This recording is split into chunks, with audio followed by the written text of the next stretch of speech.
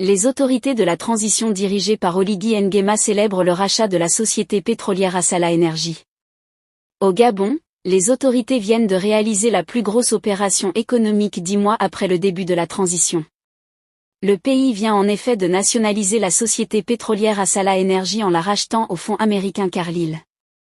C'est le deuxième producteur du pétrole dans le pays après le groupe français Perenco. Il y a un an, c'est la société française Morel et Prom qui était en pole position pour l'acquisition de la société Assala Energy, mais les autorités militaires ont fait valoir leur droit de préemption et ils ont réussi.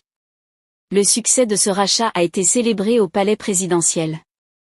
Sur l'esplanade de la présidence de la République, le 1er juillet, tous les principaux dirigeants de la transition étaient présents pour célébrer cette bonne nouvelle. Après avoir reçu les documents du rachat de la compagnie des mains de Marcelin Simbane Gaby, directeur général d'Assala Energy, le président de la transition, Brice Clotaire Oligui Nguema a pris la parole. Cette acquisition, dont nous pouvons être fiers, permettra à terme d'augmenter nos recettes, nous permettant ainsi de réaliser nos nombreux projets de développement.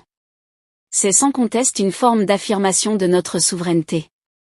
Le Gabon a investi 648 milliards de francs CFA soit environ 1,3 milliard de dollars pour racheter la société pétrolière auprès du fonds américain Carlyle. Les détails du montage financier n'ont pas été communiqués. Bien que satisfait, Sylvain Mayabit, secrétaire général de l'Organisation nationale des employés du pétrole, ONEP, demande qu'une gestion rigoureuse soit appliquée pour ne pas couler l'entreprise. Il ne faut pas se contenter d'avoir une société pétrolière et de puiser de l'argent pour les investissements du pays. Il faut que les hauts standards de gouvernance soient établis et maintenus. Depuis son indépendance en 1960, la production pétrolière du Gabon était sous le contrôle des multinationales. L'ancien président Ali Bongo a créé au début des années 2010 une compagnie nationale mais la gestion de celle-ci a été marquée par de gros scandales financiers.